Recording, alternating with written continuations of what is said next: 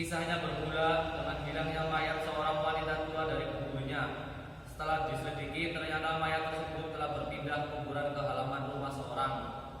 Namun anehnya, beberapa bagian anggota tubuhnya telah hilang.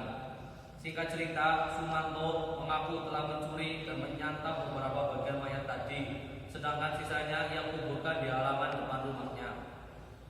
Dalam penyelidikan terungkap, ternyata Sumanto bukan hanya menyantap mayat tersebut, setidaknya 2 mayat lain juga pernah ia cicipi dagingnya, dan menurutnya daging manusia itu enak. Jamaah Masjid Al-Hasan rahimahullah, pernyataan Sumanto di atas sekalipun terdengar gila dan aneh, namun ada benarnya. Buktinya daging manusia termasuk menu yang banyak disantap manusia, termasuk kita. Bahkan dalam satu hari kita mampu menelan banyak daging manusia, sebab Allah menyerupakan mereka yang melakukan hibah seperti menyantap bangkai orang lain. Allah Subhanahu wa taala berfirman, "Dan janganlah kalian mencari-cari kesalahan orang lain, dan janganlah sebagian kalian menggunjing hibah kepada sebagian yang lainnya. Apakah kalian suka salah seorang di antara kalian memakan daging saudaramu yang sudah mati? Maka tentulah kalian membencinya, dan bertakwalah kalian kepada Allah. Sesungguhnya Allah Maha menerima taubat dan Maha pengasih." Quran Surat Al-Hujurat ayat 12. Kendati ayat di atas sangat jelas, bila kita mau jujur, hampir setiap hari kita melakukan hibah. Padahal Allah Subhanahu wa taala telah mengingatkan, apa kita tidak jijik? Ya mungkin karena lezat dan gurihnya kita tak merasa jijik lagi. Jamaah Masjid Al-Hasan rahimahullah, hibah adalah menyebutkan, membuka dan membongkar aib seseorang dengan maksud jelek. Imam Muslim meriwayatkan dalam kitab sahihnya dari sahabat Abu Hurairah, sesungguhnya Rasulullah SAW bersabda, "Apakah kalian mengetahui apa itu ghibah?" Para sahabat berkata, "Allah dan Rasulnya yang lebih tahu." Kemudian beliau bersabda, "Engkau menyebutkan sesuatu yang ada pada saudaramu yang dia membencinya. Jika yang engkau sebutkan tadi benar-benar ada pada saudaramu, sungguh engkau telah berbuat ghibah. Sedangkan jika itu tidak benar, maka engkau telah membuat kedustaan atasnya." Ibnu Katsir menyatakan dalam tafsirnya, sungguh telah disebutkan dalam beberapa hadis tentang ghibah dalam konteks celaan yang menghinakan. Karena itu Allah Subhanahu wa taala menyerupakan orang yang berbuat ghibah seperti orang yang memakan bangkai saudaranya. Tentu saja ancamannya lebih dahsyat dari pemisalan itu. Membicarakan aib, cacat atau celah yang ada pada orang lain terbilang remeh, ringan dan begitu gampang meluncur dari lisan kita, seolah-olah obrolan kita tidak asik bila tidak membincang kekurangan orang lain.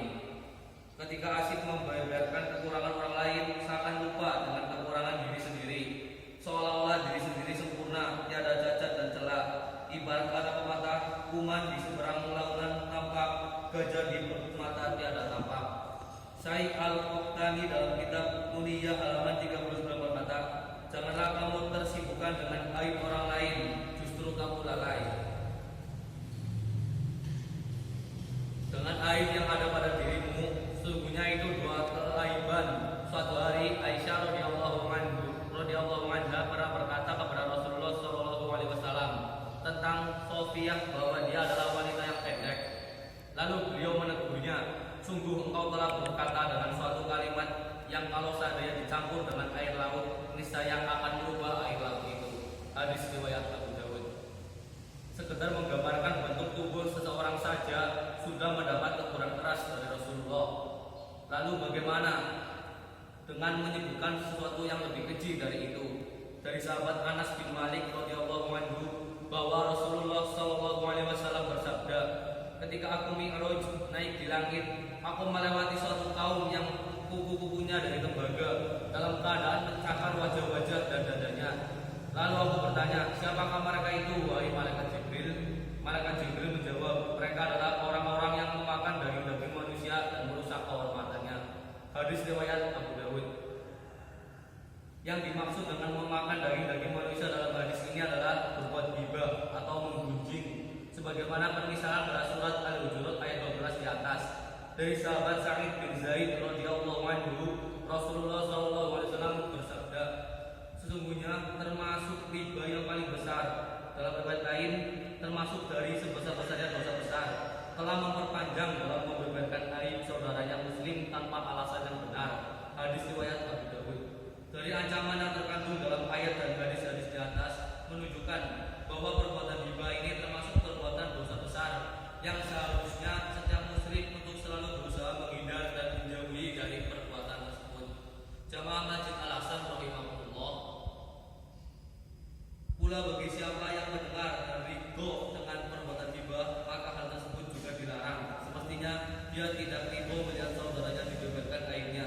Dari sahabat Abu Dzar radhiyallahu anhu bahwa Rasulullah sallallahu alaihi wasallam bersabda, barang siapa yang mencegah terbukanya aib saudaranya, niscaya Allah akan mencegah wajahnya dari api neraka pada hari kiamat nanti. Hadis riwayat At-Tirmidzi. Dia hendaknya menasihatinya, bukan justru ikut larut dalam perbuatan tersebut. Jika sekiranya ia tidak mampu mencegahnya dengan cara yang baik, maka hendaknya ia pergi dan menghindar darinya. Namun bila ia ikut larut dalam perbuatan riba, berarti ia beridho terhadap kemaksiatan. Jamaah Masjid Al-Hasan rahimahullah yang kini hidup di era digital, sudah sewajarnya bersikap hati-hati tanpa memilih dan memilah seseorang bisa terjerumus ke dalam riba modern.